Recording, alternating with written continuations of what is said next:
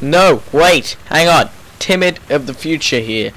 And basically, the past Timid was a bit of a dumbass and commented on a gameplay that's being used for something else. The gameplay in this video is not the one that I talk about, but this will make a big difference because I'm using the same gun and everything else is the same, apart from the fact that the score I say I get isn't actually right. Sorry. Alright then guys, this is Future Timid signing out, bye. Hello there guys, TimidGaming here, and this is some gameplay on Carg Island on Battlefield 3 TDM. I think I go something like 86 to 33, which is kind of shit, kind of okay. I just have a couple of things I want to talk about. So first of all, DayZ standalone. Now this is for the PC guys, not all of this video, the next two topics aren't so much, but I mean like this one is, just because I really want to talk about it. Okay then, so the alpha's coming soon. As most of you will know, it's mainly going to incorporate YouTubers, big YouTubers, so I myself is not included in that, unfortunately. But I really like DayZ. I mean, of course, it's a mod, it's in, it's an alpha, it's still being updated, but now he's released a standalone after all the success, he being Dean Hall, or as many of you know him as Rocket. He's the original creator behind the DayZ mod, and he's now gone forward and he's made the standalone version and the alpha starts soon. And if I were to make a prediction, I would say it's gonna start around the same time as the Armor 3 Alpha sorry, tripping over my words now. The Armor 3 Alpha Light, which is coming out soon as well.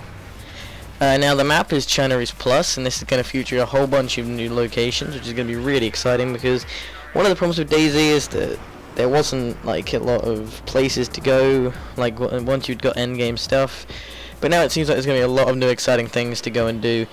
I think the map is, I'm pretty sure, I can't actually remember the exact facts, so I'm not going to say it, but all I know is that it's way bigger than Chinaris.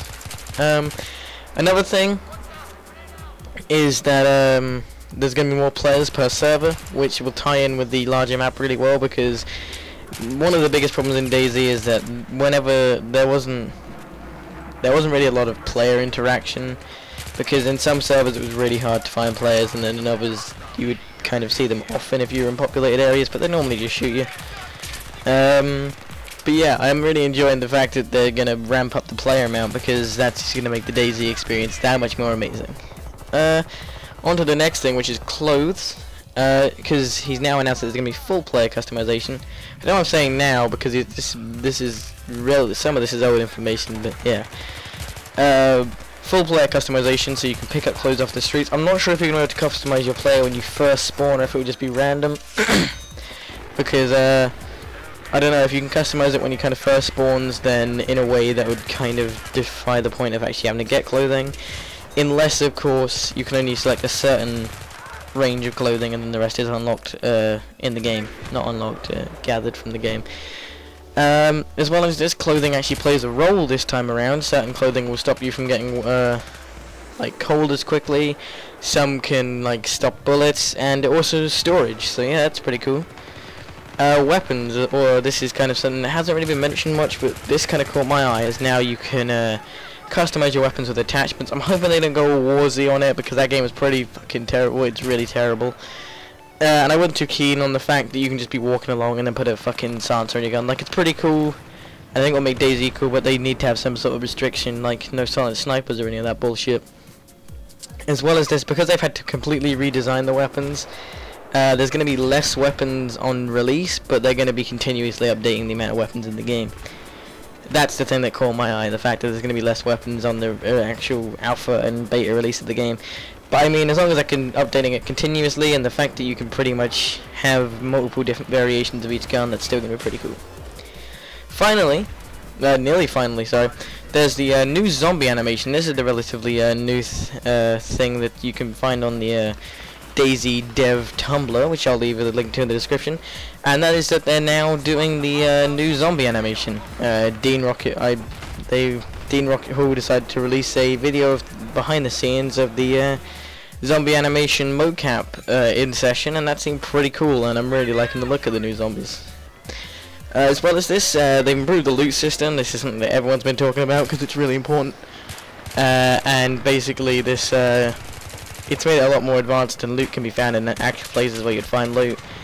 It's also going to be a lot harder to find loot, and yeah. So for example, if you go to a house, it won't just be there nicely arranged on a pile on the floor, like someone took the time to do that.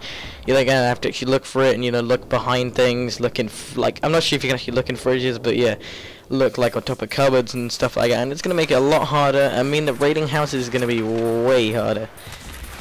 Yeah, that pretty much wraps it up, other than the small but still really important things, such as the biometric clouds and the new lighting system, which looks fucking amazing. Okay, so next is BF3. I almost said PlayStation 3. No, Battlefield 3. I just wanted to kind of talk about, because I haven't really had a chance to express my opinion on what I think of the game, and I do have some sort of view, like, pretty...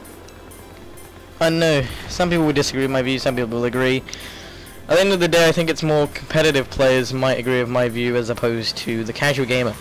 So in Battlefield 3, I think that they need to, in some ways, try to balance the combat a little bit more, because at the moment there are quite a few overpowered guns in that game, such as the AEK. That is one that really annoys me, even though I do play with it, I do admit that. I've only recently started playing with it because I kind of started to get annoyed at the fact that it's been killing me all the goddamn time. I think this is one of the biggest problems though with using the overpowered guns, is that people mainly do it because they just keep getting shot in the face by them. The other gun is the M416. That's another gun I do play with. I've only started recently, but oh my god, they are so overpowered. That's actually the gun that I'm using in the gameplay in the background. Finally, tanks. Tanks fucking annoy me in Battlefield 3 in the sense that Battlefield Bad Company 2, the infantry versus vehicle combat felt a lot more balanced, but now I think tanks have too much of an advantage over infantry, and it really does just fuck your day over when you're just going along. Even if you're an engineer and there's like two of you with rockets, a tank can still quite easily fuck you both up. And although that is kind of realistic in some ways, I think it does remove the element of balance from the game, and that it doesn't even really take that much skill to keep a tank alive. Oh, it's going to get me a lot of hate, but it is kind of true. All it really takes is reactive armor and light machine gunner, plus maybe a tiny bit of cooperation between the gunner and the driver, and you got yourself a pro tank team. I mean, I know there are a lot of tactics to it, and it does take skill to hit targets from like 100 meters away, and no more than that, like 200 meters away, and take out jets and stuff. But I mean, yeah, what I'm saying is it's easy to stay alive in a tank. Okay, and the next topic is the new game that Bungie released, called Destiny. Now, I've always been a fan of Bungie, and especially the Halo series, and they were also responsible for Marathon and Marathon Durandal, and a lot of other cool games. Trying to remember the name of some of them. I can't actually remember the name of it, so this is going to sound really bad, but they also made a top-down RTS back in the day. I was a really big fan of mainly the Halo series because I'm a little bit too ahead of the generation where it came to playing their olden games, but I mean, from what I've heard, and from what I've heard from family members and stuff, they were pretty good too. Anyway, Bungie have announced Destiny, and this is their massive living world FPS, possibly MMO. I don't know. You see, the thing is that they've kind of made any actual knowledge of the game rather scarce in the fact that right now it doesn't actually feel like a game, it feels more like a concept. But I mean, apparently it is a game, and it's not a concept. At the same time, it is a concept. I don't know, it confused the fuck out of me too, but anyway. The trailer itself only actually reveals concept art from the game. I'm not actually sure if the shots where you're in the game are, like, genuine, or if they're just generated from the in-game engine. I'm not sure. But yeah, what I can tell you about it is that it's set in the future. After a golden age, it's ended due to a force that has destroyed humanity, but it could have quite easily killed us. Apparently, this weird force. They haven't really revealed a lot of what it is. Was it like a bad guy, like some sort of fucking giant creature that like shot fireballs out of its rectum, or was it like some sort of plague? I don't know. But apparently, we were saved by something called the Traveler, which is this giant round like nutsack, testicle, ball, football thing of doom. But it's a good doom for the enemy, not for us. And it saved humanity, and then we built our city underneath it, and we have to go and reclaim humanity and now abandoned planets, which are infested with hostile life forms. Yeah, so it's gonna be pretty cool by the sounds of it. I mean, depends how many players actually make it so you can pull off in the actual game, because it's gonna kind of suck if there's only like 50 of you. But I mean, as long as they can bump it up, I'd say over 200, 300, which is more than possible on console. Even though it's the first thing we've ever really seen of this, it's certainly pretty cool. The only reason why I say it's definitely possible on console is that there was a game called Mag released to the PlayStation 3. If you haven't seen it, you should definitely go check it out, which featured something like 129, if not more, players on the team, which was really, really good.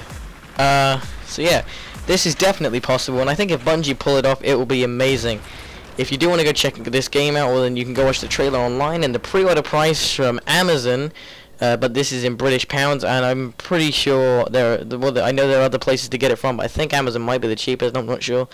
It's £40, both for Xbox and PlayStation. They haven't said anything about releasing it on the PC yet, and I'd imagine they would have if they were going to, so... Yeah, I'm not sure what that is in dollars. You guys can probably do a currency converter check, but yeah, it's probably going to be quite pricey. I don't know if it would be worth investing in a pre-order, because there aren't any bonuses, and I'm not actually too keen on the bonus, like, pre-order fucking business practice. I think it's kind of just exploitation. But I would, if they release actual gameplay of it and not just saying, here, pre-order this game without saying any gameplay, then I would definitely give it a go. And if you do really want to fully invest in it, because it is Bungie and they're a pretty trustworthy publisher, then go ahead. That'll be £40 of your money. Okay, then anyway, that's all I have time for now. So I've been the Timid Ninja, and I hope you've enjoyed and hope you've got a lot of information from this. I guess I'll see you around. Goodbye.